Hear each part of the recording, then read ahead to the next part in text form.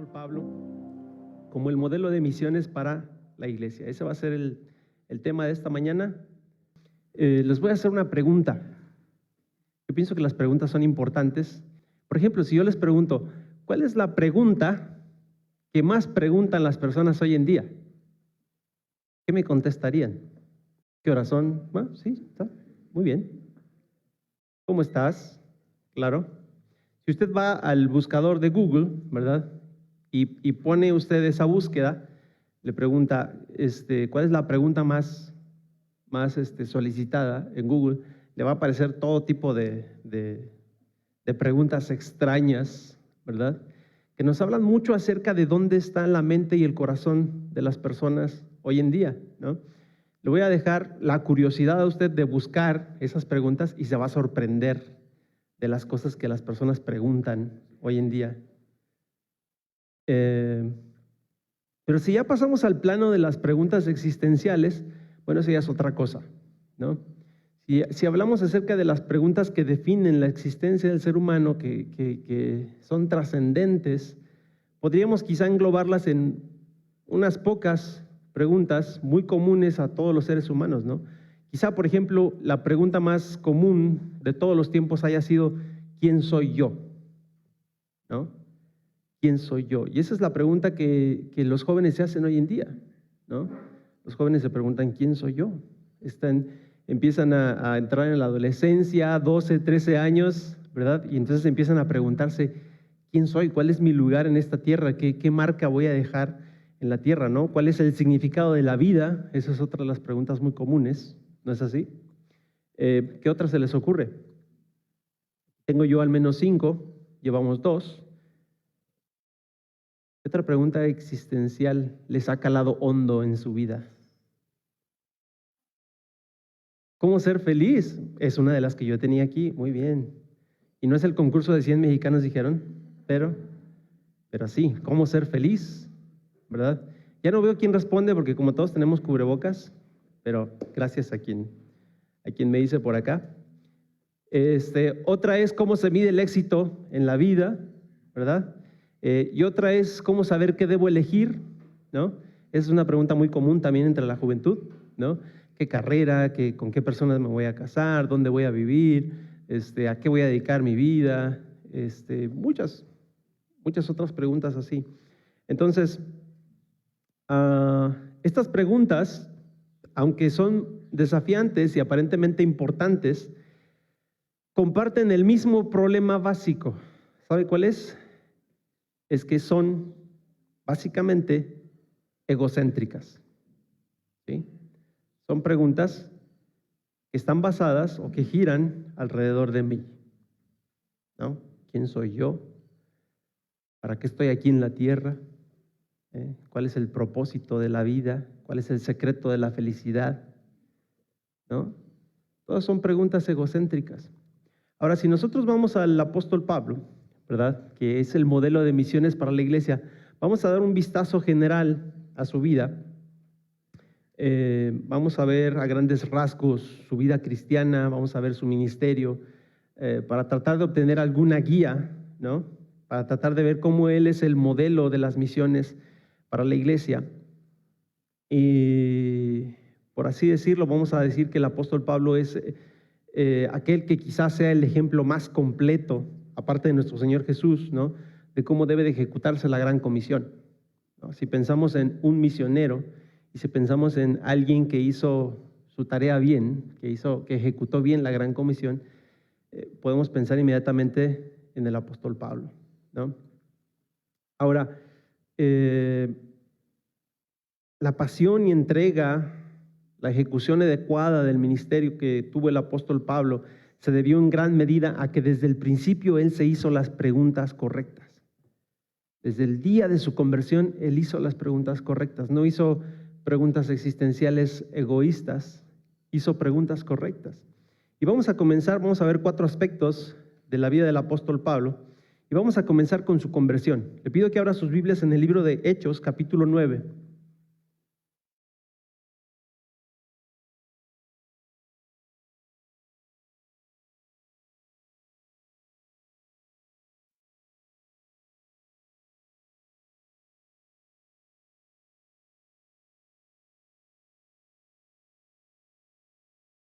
Qué hermoso es el sonido de las hojas de la Biblia dando vueltas. Como ya todo es en celular, ya no se escucha nada. Pero aquí se escuchan las Biblias, las páginas girando. Hechos capítulo 9, versículos del 3 al 6 dice: Mas yendo por el camino, aconteció que al llegar cerca de Damasco, repentinamente le rodeó un resplandor de luz del cielo. Y cayendo en tierra, oyó una voz que le decía: Saulo, Saulo, ¿por qué me persigues? Él dijo: ¿Quién eres, Señor? Y le dijo: Yo soy Jesús, a quien tú persigues. Dura cosa te es dar coces contra el aguijón. Él, temblando y temeroso, dijo: Señor, ¿qué quieres que yo haga? Y el Señor le dijo: Levántate y entra en la ciudad, y se te dirá lo que debes hacer. Y aquí en la conversión del apóstol Pablo encontramos estas dos preguntas. Si hay dos preguntas existenciales importantes en la vida del cristiano, son estas. Si hay dos preguntas que cada persona en todo el mundo debe de hacerse, son estas. La primera pregunta es en el versículo 5, perdón. ¿Qué le dijo el Señor? ¿Qué le dijo el Señor? ¿Por qué me persigues? Y la primera pregunta de Pablo fue: ¿quién eres, Señor? ¿Quién eres, Señor? Solo Dios sabe cuántas veces y de cuántas maneras es necesario recordarnos que el propósito de nuestra existencia no somos nosotros mismos. ¿No es así? ¿No le hace falta un recordatorio de vez en cuando que le haga acordarse de que el propósito de la vida no es usted? De que la vida no gira alrededor de usted, no gira alrededor de lo que usted hace o de lo que usted quiere alcanzar. El propósito de la vida gira alrededor de otra persona. El propósito de la vida gira alrededor de Dios. El propósito de nuestra vida gira alrededor de Dios. Nosotros somos seres que fuimos creados para que nuestro propósito dependiera de alguien más, no de nosotros mismos. Así que la pregunta no es ¿quién soy? La pregunta no es ¿cuál es el secreto de mi éxito? No, la pregunta correcta es ¿quién eres, Señor?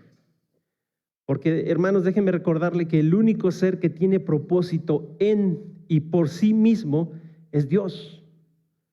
No hay otra persona en el universo que tenga propósito por sí mismo. Solamente Dios es el único que tiene propósito en sí mismo, y su nombre es una declaración tajante de esta realidad.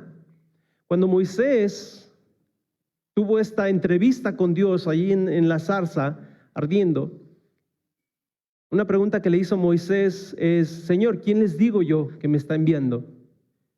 Y Dios declara por primerísima vez su nombre directo a una persona y le dice: diles que yo soy, te envía.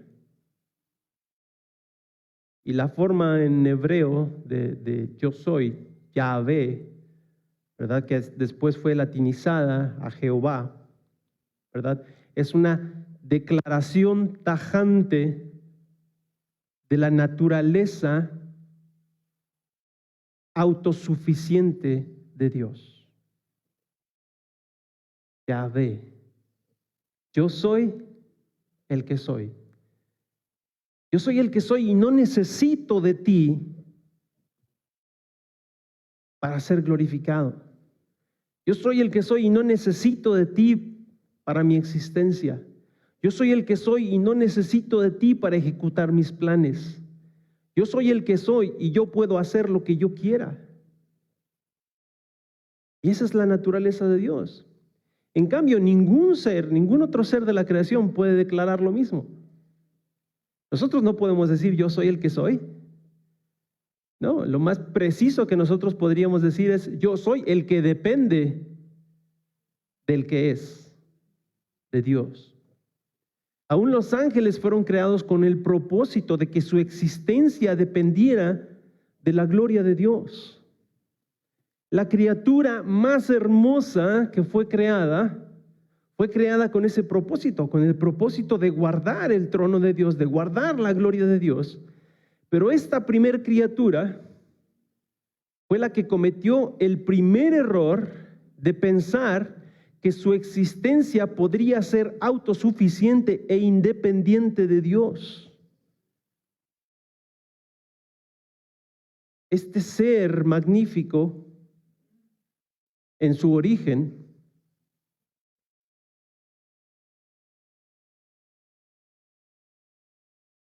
un día pensó: yo no necesito de Dios. Yo soy suficientemente hermoso, yo soy suficientemente poderoso. Y un día, en las terribles palabras de subiré al trono de Dios y seré semejante al Altísimo, selló su destino, lejos de Dios. Quiso ser independiente de Dios y eso fue lo que consiguió. Ese fue su castigo. ¿Quiere ser independiente? Muy bien. Entonces fue expulsado de la presencia de Dios, fue expulsado de su lugar de privilegio, y desde entonces su tarea ha sido hacer que la otra gran criatura, la otra magnífica criatura de Dios, llegue a pensar igual que él. Su tarea desde entonces ha sido que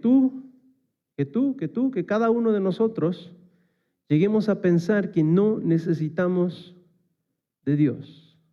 Su tarea ha sido que cuestionemos la voz de Dios para nuestras vidas. Y hablando de preguntas, allí en el paraíso, cuando Dios tenía a esas dos hermosas personas perfectas que eran Adán y Eva, la carta de introducción de Satanás a la serpiente fue una pregunta. ¿Y cuál fue esa pregunta? ¿Con qué Dios te ha dicho? Una pregunta cuestionando la autoridad, la fidelidad, la honestidad, la verdad de Dios. ¿Con qué Dios te ha dicho? ¿No? Y en ese diálogo mortal que Eva entabló con Satanás, un diálogo que todos nosotros estamos en el peligro de entablar frecuentemente. Muchas gracias.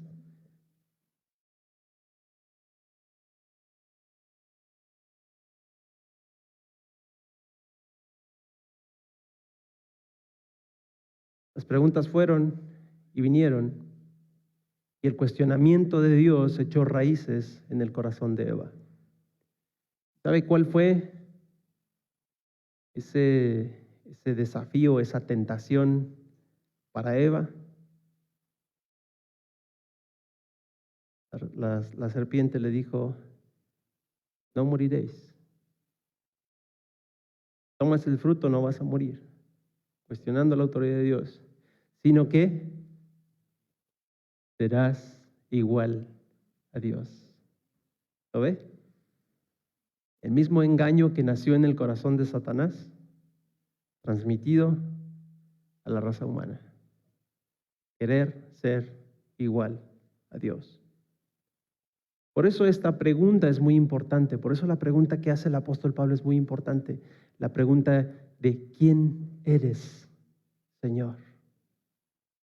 Pero una vez que nos respondemos esa pregunta, una vez que cada persona en su corazón busca la respuesta a esa pregunta y la encuentra y se da cuenta de que aquel con el que está hablando, aquel que tiene el control de su vida es Dios, es el Altísimo, es el Todopoderoso, es el Creador, pero además también es el Salvador, es el Redentor de su alma, es la única oportunidad para su futuro, la única oportunidad de salvación. Entonces la siguiente pregunta es natural, tiene que venir de una forma natural, de una forma sincera, de una forma real. Señor, ya te conocí, ya sé quién eres, ahora entiendo quién eres. Job dijo: ahora mis ojos te ven, de oídas te había oído antes, pero ahora mis ojos te ven.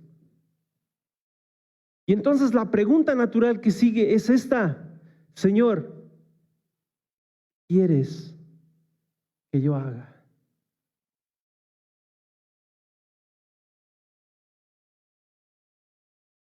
La segunda pregunta no es más que la consecución lógica de haber encontrado y abrazado la respuesta correcta a la primera pregunta. Si solo Dios tiene propósito en sí mismo y si mi propósito depende 100% de Él, entonces la única forma de proceder que tiene sentido es preguntarle a Él de qué manera mi vida puede servir a sus designios. ¿No es así?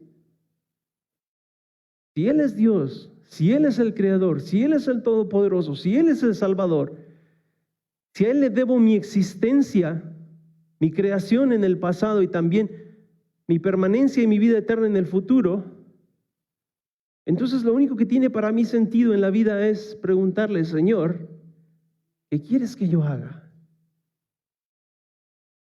¿Para qué esta insignificante vida, que es menos que el polvo, para qué puede servir a tu propósito y a tu gloria? Señor, ¿qué quieres que yo haga? Esas son las preguntas verdaderas. ¿Quién eres, Señor? ¿Qué quieres que yo haga? Esas son las únicas cosas en las que nosotros podríamos gloriarnos, si acaso podemos gloriarnos de algo. Hay gente que se gloria en su título, en sus grados honoríficos, en sus empresas, en sus negocios, en lo exitoso que ha sido en la vida, en la cantidad de seguidores que tiene en Facebook. ¿No es así? Nuevas generaciones, jóvenes. Pero ¿sabe una cosa? La Biblia nos autoriza a alabarnos en algo. ¿Sí sabía eso, no? La Biblia nos autoriza a alabarnos a nosotros mismos en una sola cosa. ¿Sabe cuál es? Jeremías capítulo 9.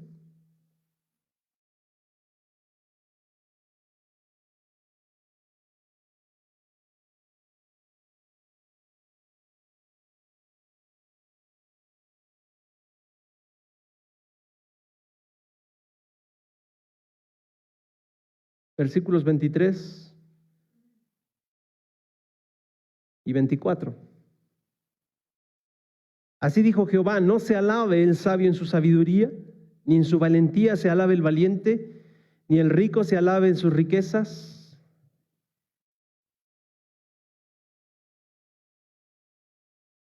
Hoy podríamos añadir, ni el blogger se alabe en sus seguidores.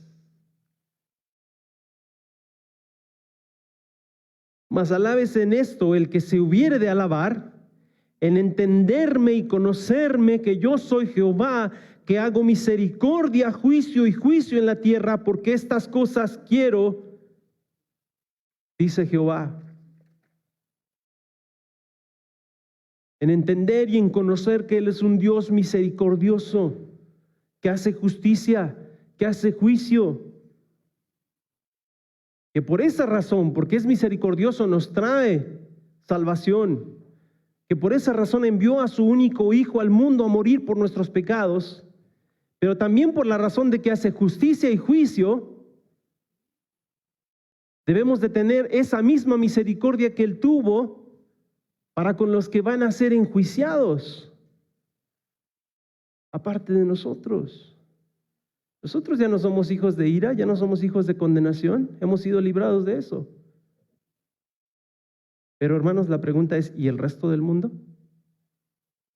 ¿Qué de ellos? ¿Qué de ellos?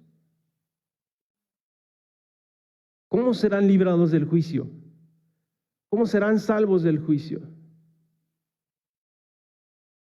¿Y los que nunca han escuchado el Evangelio? ¿Cómo oirán?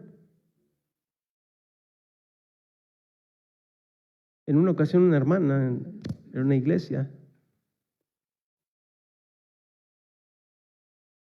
en medio de la enseñanza, dice, hermano,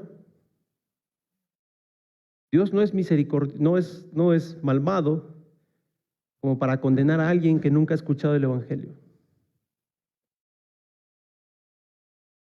Así que Dios en su justicia, de todas maneras, siempre va a encontrar la forma de presentarle el Evangelio a alguien.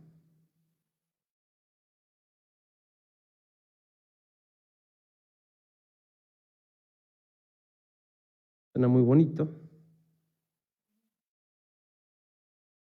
pero no es teológico. No se encuentra en la Biblia. ¿Usted ha visto eso en la Biblia? El versículo en donde dice que Dios se compromete a llevarle el evangelio a todos.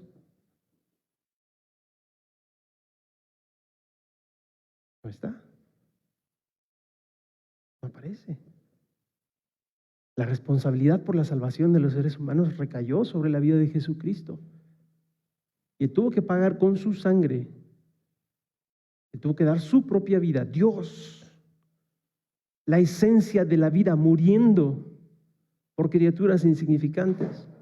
El precio a pagar fue altísimo. Pero ¿sabe una cosa? En su soberanía, Él determinó que hasta ahí estaba su responsabilidad. Y la tarea de compartir el evangelio nos la entregó a nosotros. Eso sí está en la Biblia. Se repite constantemente. El evangelio de Mateo, Marcos, Lucas, Juan, todos terminan de la misma manera. El Señor Jesucristo diciendo: id por todo el mundo y predicar el evangelio a toda criatura. La tarea es difícil, muchachos, no se preocupen. Aquí yo estoy con vosotros.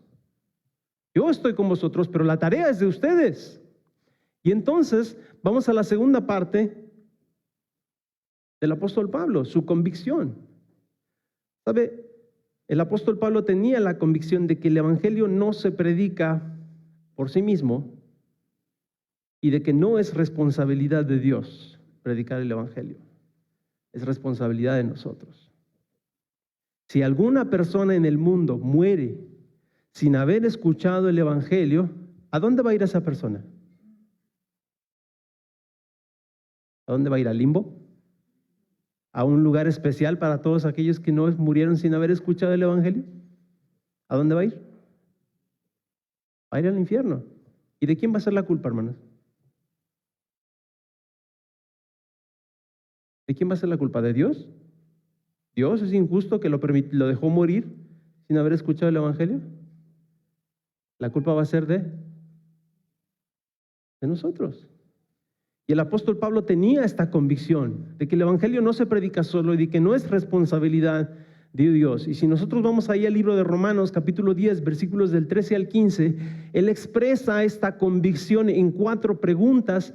Y le voy a decir una cosa, vamos a ser sinceros, seguimos con las preguntas. Estas preguntas todavía no tienen una respuesta hoy en día. Una respuesta satisfactoria. Vamos a ver este pasaje. ¿Está ahí en la pantalla? Romanos 10, 13 al 15. No sé por qué dice ahí al 16, pero me equivoqué, error de dedo. Romanos 10, 13 al 15 dice: porque todo aquel que invocar el nombre del Señor será salvo. Una tremenda promesa de gran bendición para cada uno de nosotros. Un día nosotros pudimos invocar el nombre del Señor Jesucristo y encontramos salvación gratuita. Porque por fe somos salvos. Por gracia somos salvos, por medio de la fe, no de vosotros. Para que nadie se gloríe, sino que es un regalo de Dios, es un don de Dios. Y entonces todo aquel que invocar el nombre del Señor será salvo. Qué bien por nosotros. Pero después vienen aquí 4 preguntas. Vamos a leerlas una por una, no versículo por versículo. Primera pregunta en el versículo 14 dice: 1, 2, 3, todos juntos.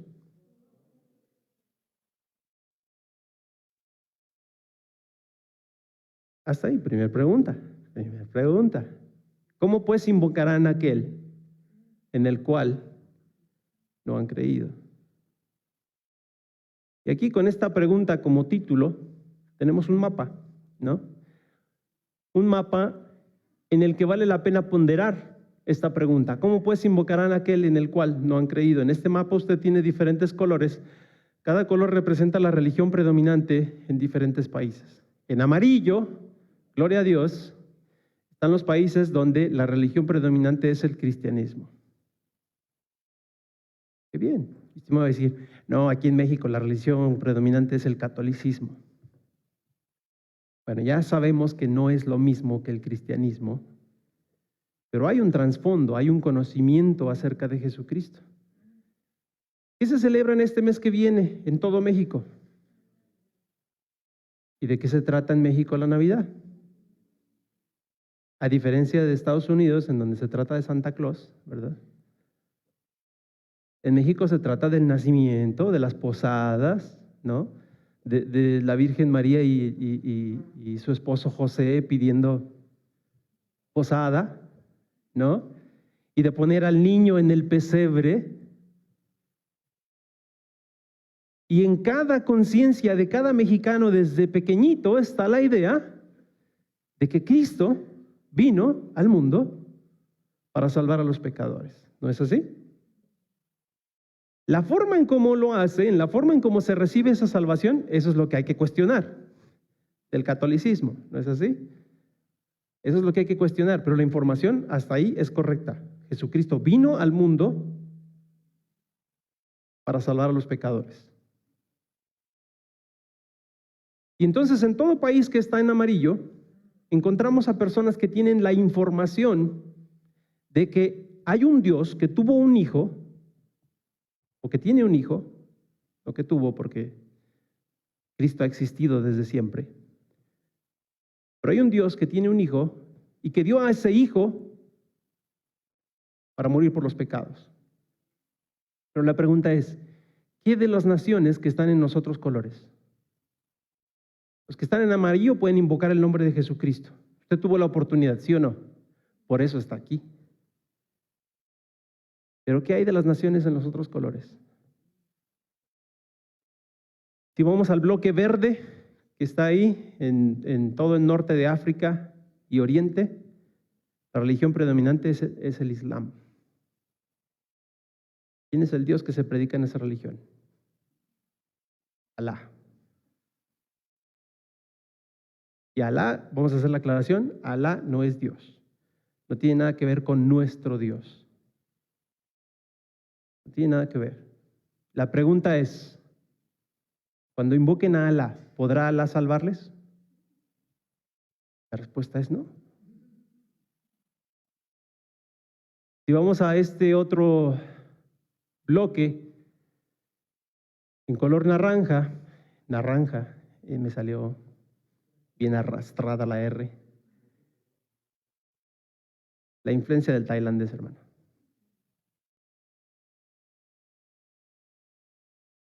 Todos son países budistas.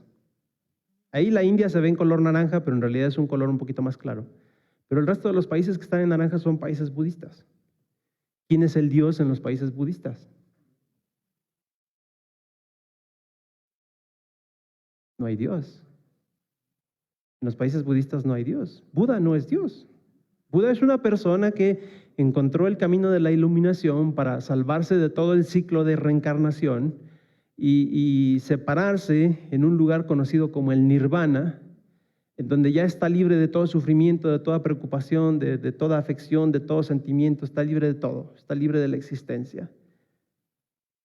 Y él, como fue el primero en alcanzar ese lugar, pues es la persona que puede dirigir a todas las demás a hacer lo mismo. Pero él no es un Dios.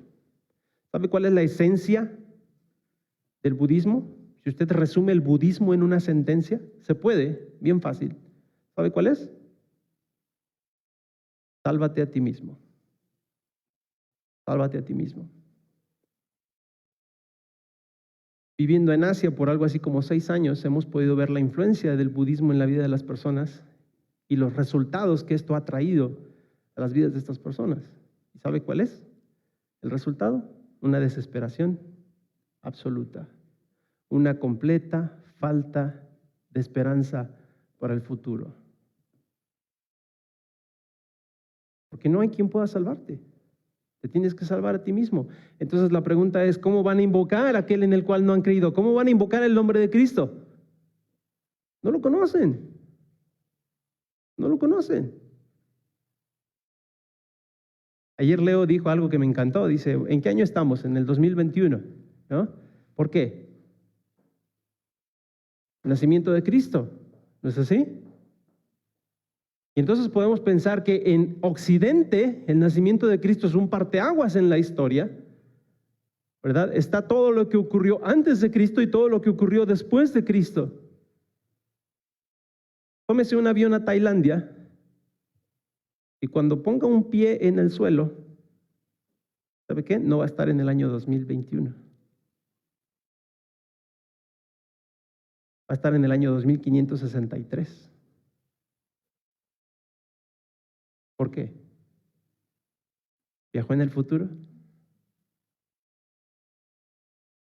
Va a ser el año 2563 del nacimiento de Buda. ¿Con que hay países en el mundo en los que Jesucristo no es el parteaguas? Sí los hay. Sí los hay. Hay países en el mundo en los que la festividad más importante no es el nacimiento de Cristo. Sí los hay. Hay países en el mundo en donde las personas no han escuchado ni siquiera mencionar el nombre de Cristo una sola vez en sus vidas. Sí los hay. Sí los hay.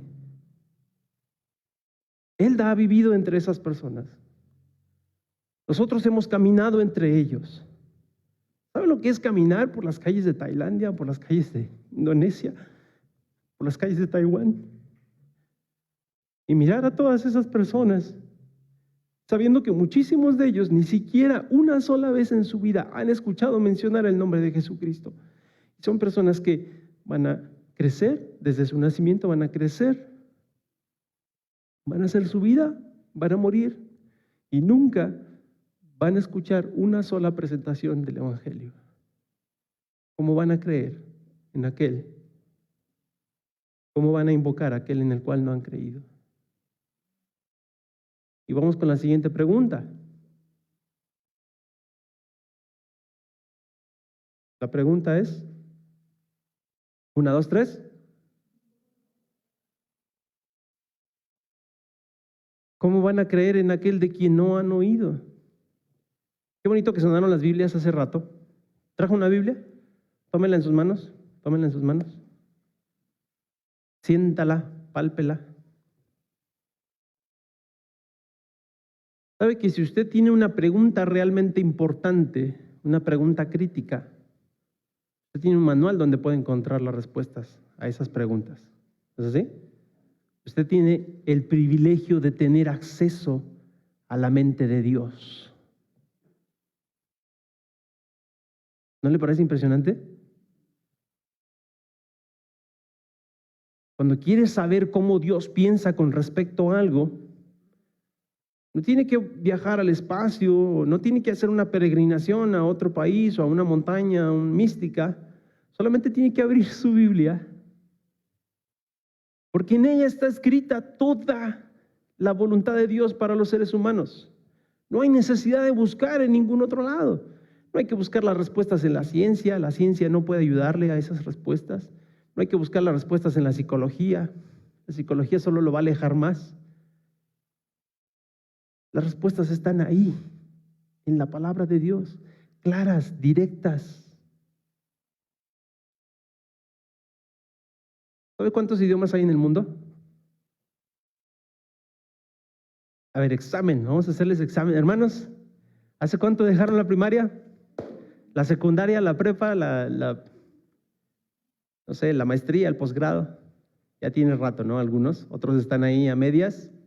Pero ahí va un examen. ¿Cuántos idiomas hay en el mundo?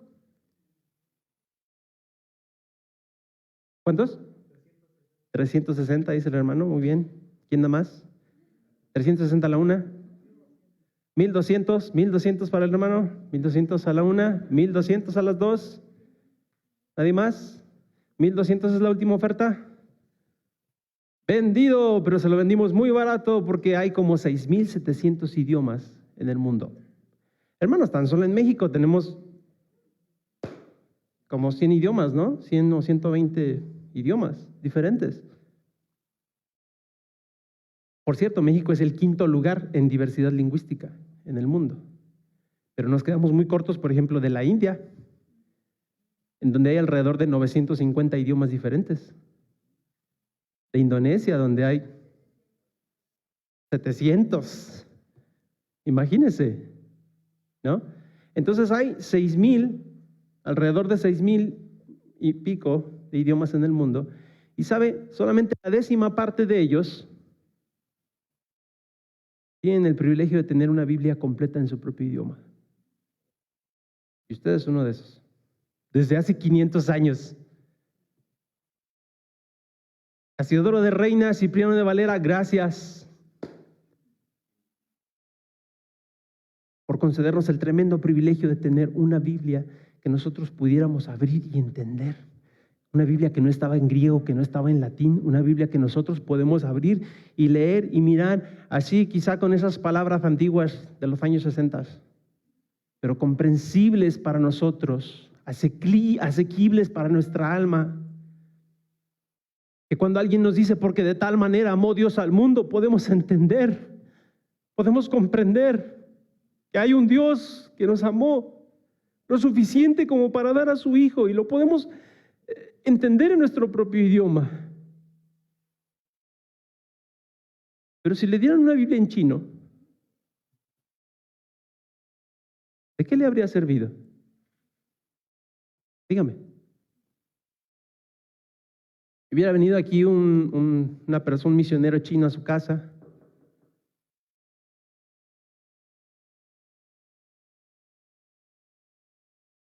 Awan, le hubiera dicho. Y usted, pues eso lo serás tú.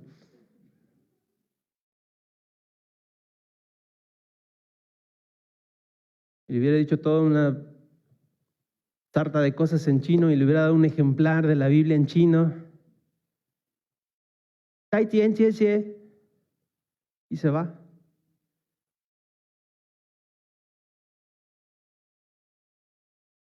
Y su esposa, ¿qué te dijo? Y sabe, está en chino.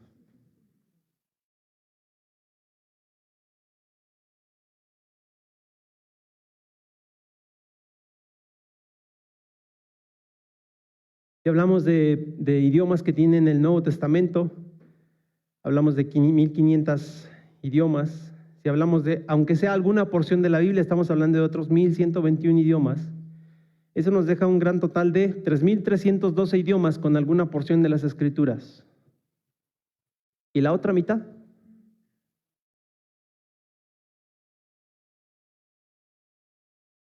Dele una Biblia en español a alguien que habla náhuatl.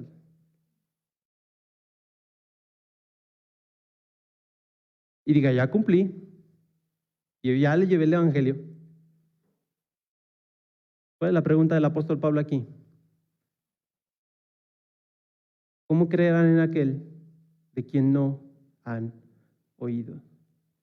Y estos 3,000 idiomas que no tienen una Biblia suman alrededor de entre 800 y 1,000 millones de personas.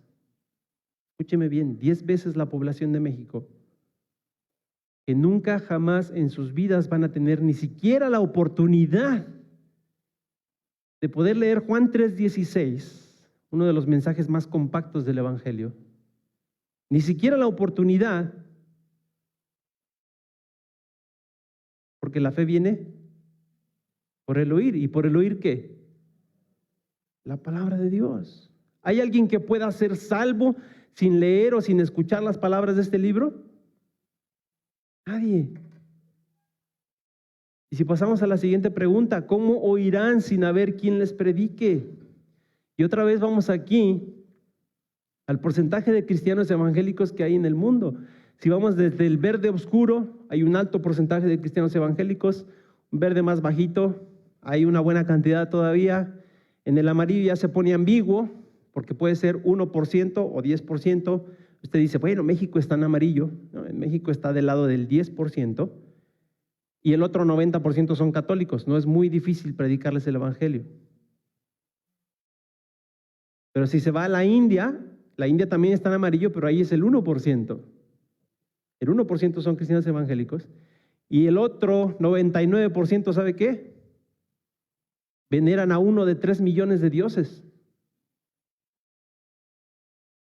Y usted les dice, Dios te ama. Sí, ¿cuál de todos ellos? El creador. Ah, sí, hubo 3 o 4 que crearon. ¿Cuál de ellos? El que se encarnó. Ah, sí, hay un Krishna que se hizo humano y vivió entre nosotros. Un tipo azul, así todo raro. A ver, predíqueles el evangelio. Le va a tomar tiempo. Y se necesita que alguien esté ahí para predicarles el evangelio. Porque ¿cómo van a oír en países como los que están en rojo, por ejemplo, en donde el porcentaje de creyentes evangélicos es del 0 al 0.5%? Tailandia está ahí entre esos países.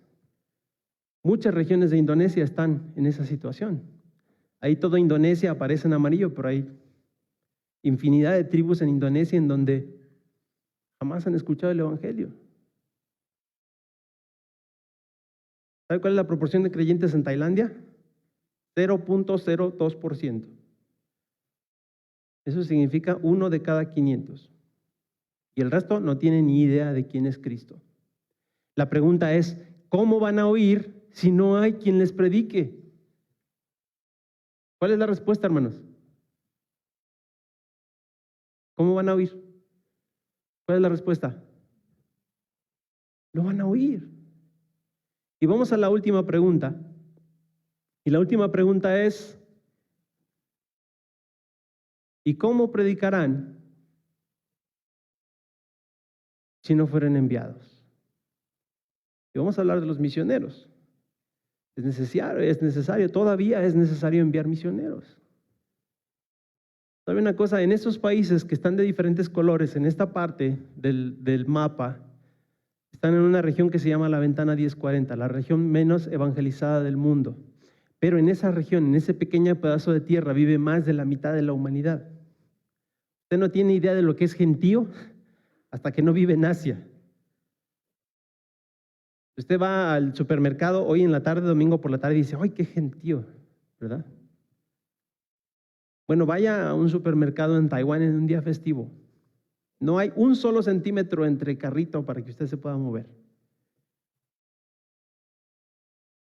Igual cuando va por las calles, así tiene que caminar. Ahora ya sabe por qué los chinos caminan así. No hay otra manera de caminar. Es una cantidad increíble de gente la que vive en Asia. 3.500 millones de personas y más, y más. Pero ¿sabe una cosa? Es la región menos evangelizada del mundo. Alrededor de 2.000 millones de personas, de esos 3.500, nunca han escuchado el nombre de Cristo.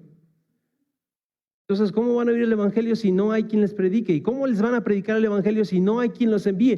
Tiene que ser un misionero enviado a ese lugar para que ellos tengan siquiera una mínima oportunidad de escuchar el evangelio. Pero sabe, aún así, la distribución de misioneros en el mundo es bastante desigual.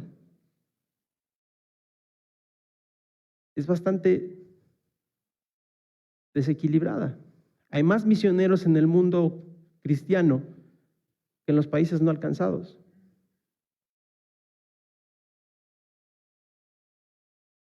En México tenemos un misionero por cada 1,000 personas. Y les repito, esas 1,000 personas ya saben algo de Cristo. En general, en los países no alcanzados, tenemos un misionero por entre 15,000 y 50,000 personas. ¿Te da la idea de la inmensidad del trabajo? Y entonces, ¿qué es lo que hay que hacer? Hay que enviar más misioneros, ¿no?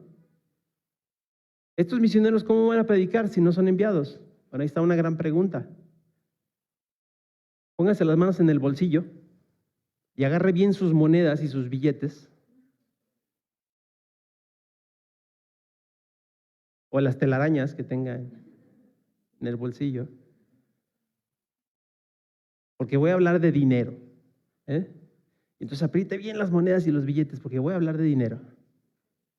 Y le voy a caer mal, porque siempre que alguien habla de dinero en el púlpito, ¡ay! ¿Ya va a pedir dinero? No le voy a pedir nada. Pero le voy a decir cuál es la realidad de la distribución del dinero en la iglesia de Cristo. ¿Está listo? ¿Está listo? Lo bueno que no soy de la iglesia, así me puede apedrear y yo alcanzo a recuperarme de aquí a la siguiente iglesia.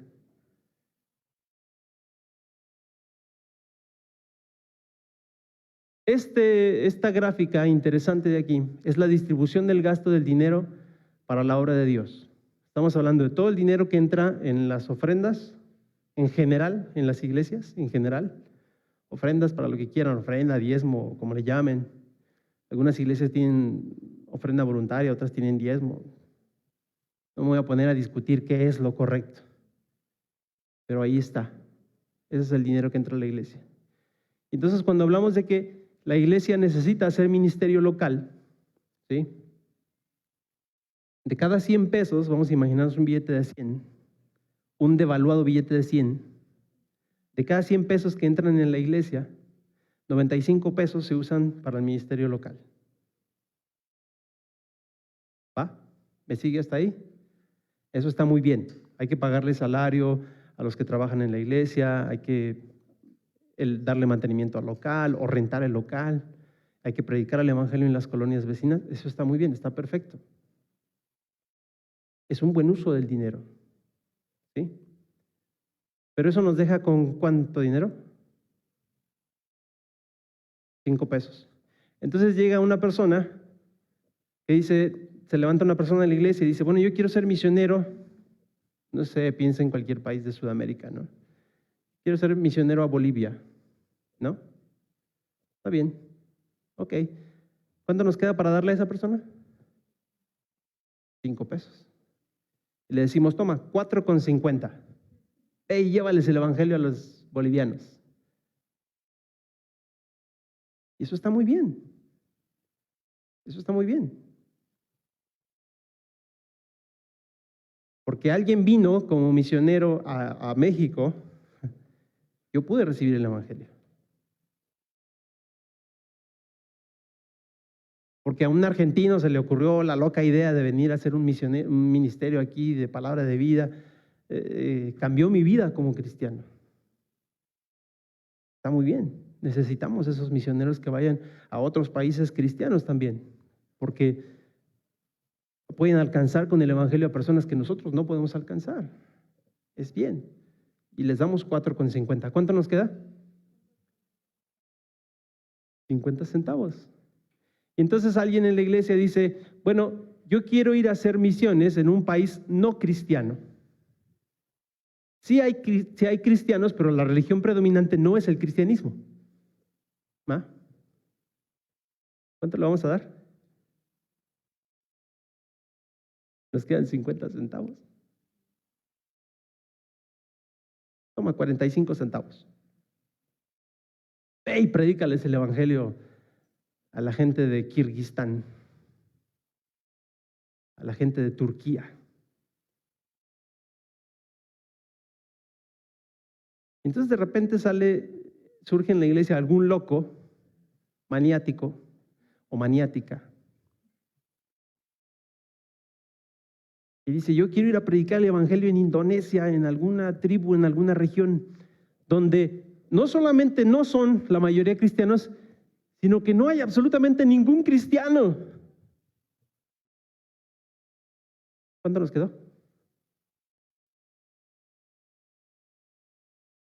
Toma, hermana. Cambia el mundo con 5 centavos. Tú puedes hacerlo. Nosotros te damos 5 centavos y el resto te lo va a mandar el Señor con cuervos. Digo, no sé, aquí en México, que yo recuerde, no, pero los cuervos ya no traen pan y carne. En Indonesia, ¿no? ¿Me entiende? Y entonces está la pregunta en el aire. ¿Cómo predicarán si no fueren enviados? Ahora, escúchame, no me malentienda, no me mire feo. No le estoy diciendo que le quite a la iglesia local para darle a las misiones. Eso nunca, jamás será correcto. No estoy diciendo que le quite a los misioneros que van a países cristianos para darle a los que van a países no cristianos. No es correcto. ¿Sabe cuál es el problema aquí? El problema es que toda esta cantidad de dinero que entra en la iglesia, no representa ni siquiera el 2% de los ingresos totales de los creyentes. Ni siquiera el 2%. ¿Me entiende?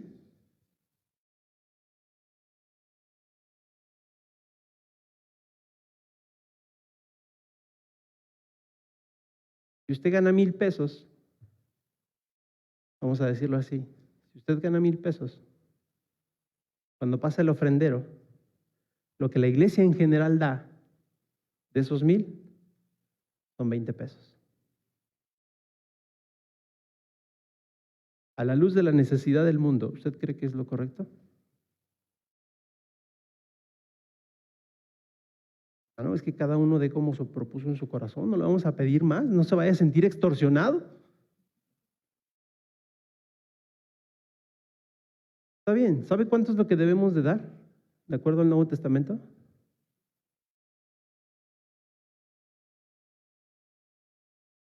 El diezmo es del Antiguo Testamento. De acuerdo al Nuevo Testamento, hemos sido comprados, no con cosas corruptibles como oro o plata, sino con la sangre de Jesucristo. ¿Qué quiere decir eso? Que de acuerdo al Nuevo Testamento, nada de lo que yo tengo me pertenece. Me pertenece a Dios.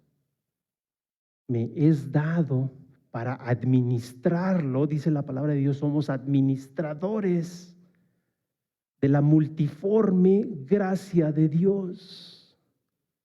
Y la gracia de Dios a veces tiene forma de predicaciones, la gracia de Dios a veces tiene forma de canciones, y la gracia de Dios a veces tiene forma de monedas. Y nosotros somos administradores de esa gracia de Dios que nos fue dada para ser utilizada para su gloria, no para nuestro deleite. ¿Me entiende? No es correcto que la iglesia dedique solamente el 2% de sus ingresos a la obra de Dios. Porque por esa razón la situación está como está. Si nos volviéramos bien legalistas, vamos a volvernos legalistas, en teoría, ¿ok? Y dijéramos, todo el mundo tiene que dar el diezmo. Habría para la obra local y para la obra regional y para los países no cristianos y para los países no alcanzados de sobra. De sobra.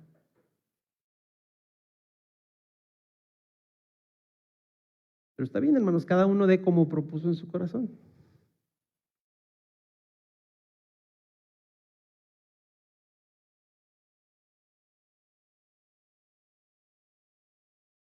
Pero lo que usted da para la obra de Dios es un reflejo de lo que es importante para su vida. El Señor Jesucristo dijo, donde esté vuestro tesoro, ahí estará también vuestro corazón. ¿Cómo es tu compasión? ¿No? Continuamos hablando de la compasión del apóstol Pablo. Lo voy a leer rápidamente 2 versículos y con esto concluimos. 2 pasajes, perdón. Romanos, capítulo 15.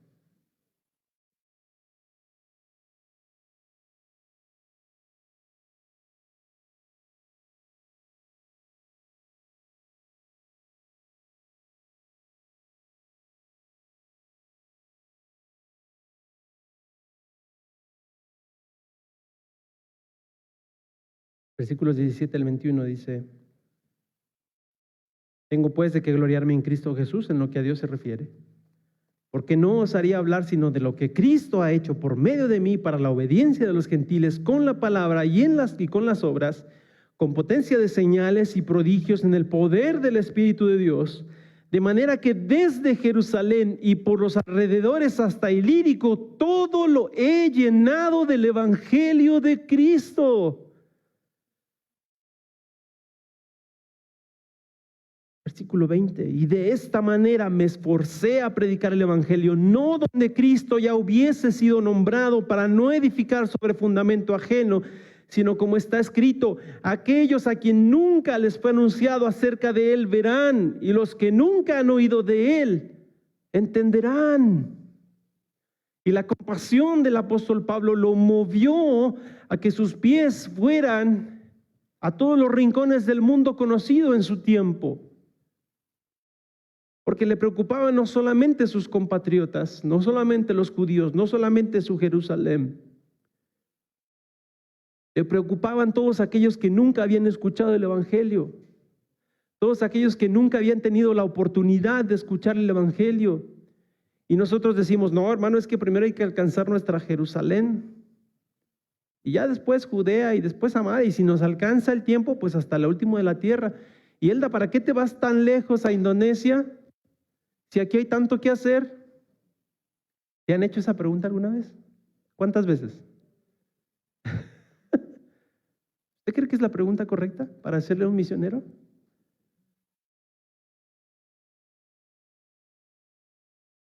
Deberíamos de preguntarles: ¿qué estás haciendo aquí? Ya, vete, vámonos. ¿Qué te hace falta? ¿Cómo te ayudamos?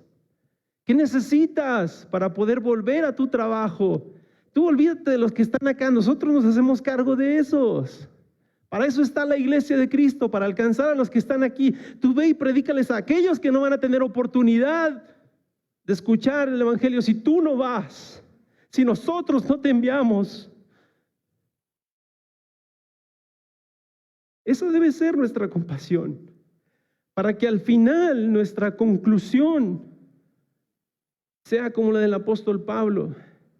Segunda de Timoteo 4, del 1 al 8. ¿Sabe qué? Esto lo escribe un hombre que está en prisión, abandonado, olvidado, a todas luces un fracaso en su vida.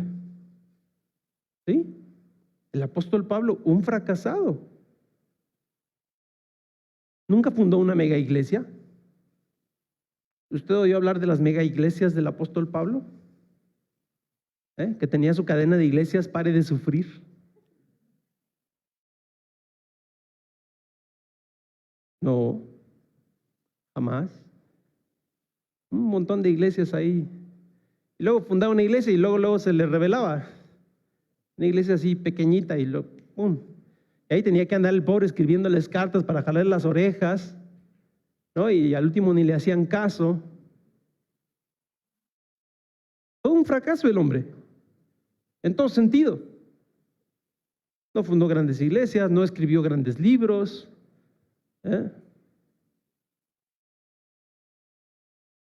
Pero hoy en día, por las iglesias que él fundó, nosotros estamos aquí. Hoy en día esas cartas que él escribió son el eje de la vida cristiana, son la revelación de Dios para nuestras vidas. Pero la perspectiva que él tuvo, su compasión, le llevó a tener una conclusión muy interesante. Segunda de Timoteo 4, versículos del 1 al 8.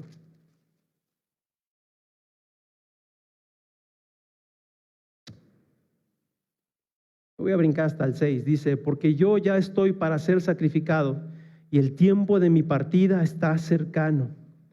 Pero he peleado la buena batalla, he acabado la carrera, he guardado la fe, y por lo demás me está guardada la corona de justicia, la cual me dará el Señor, juez justo, en aquel día, y no solo a mí, sino a todos los que aman su venida. Sí, mi vida ha sido un fracaso a los ojos del mundo.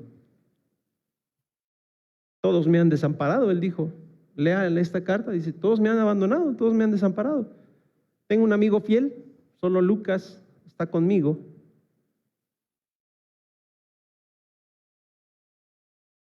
Pero he peleado la buena batalla, he acabado la carrera, he guardado la fe, por lo demás me espera la corona, esa que el Señor le va a dar a todos los que aman su venida. ¿Y sabe lo que significa amar la venida de Cristo?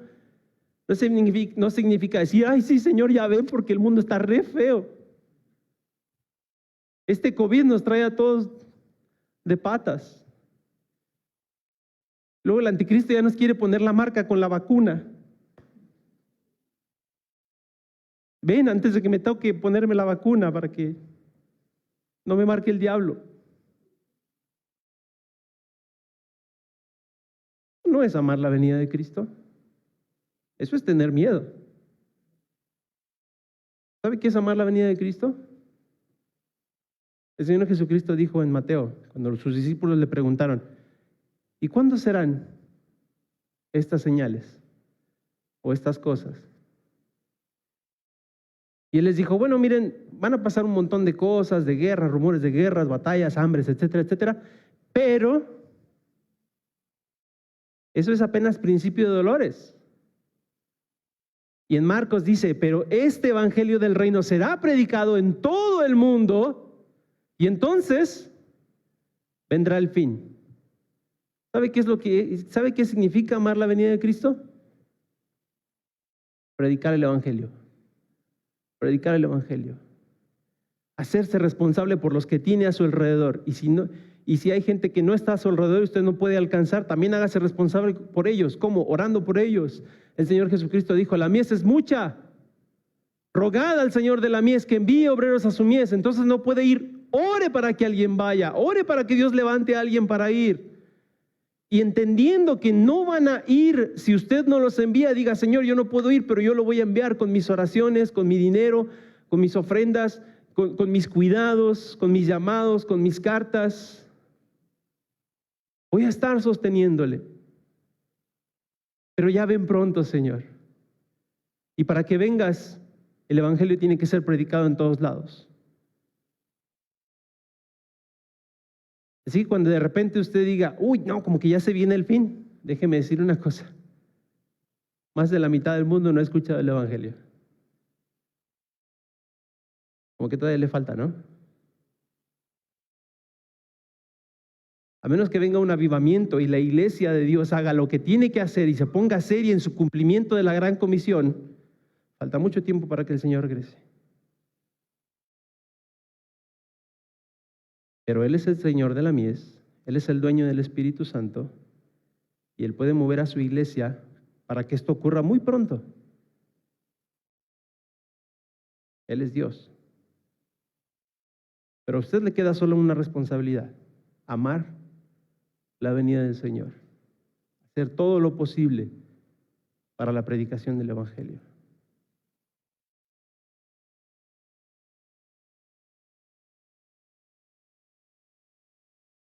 Es bien lindo que el Señor nos va a dar coronas, pero hay que acordarnos que ni siquiera esas coronas van a ser para nosotros. ¿Sabe qué vamos a hacer con ellas? No vamos a ir ahí por el cielo con una torre de 5 coronas, ¿verdad? De las 5 coronas que se habla en la Biblia. Uy, yo me las gané todas como Boy Scout. Y ahí equilibrando mis 5 coronas, ¿no? ¿Verdad? ¿Sabe para qué son esas coronas? Para ponerlas a los pies de Jesucristo. Aquí está, Señor.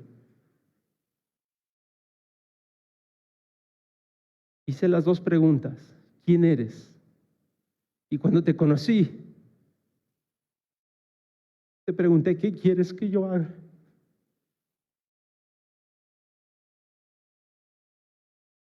Y porque hice lo que me pidiste, obtuve esto para ti, para tu gloria, para tu honra. Las personas de toda lengua, tribu y nación que están aquí están porque yo hice menos de lo que tenía que hacer. He sido un siervo malo y negligente porque he hecho lo que tú me pediste.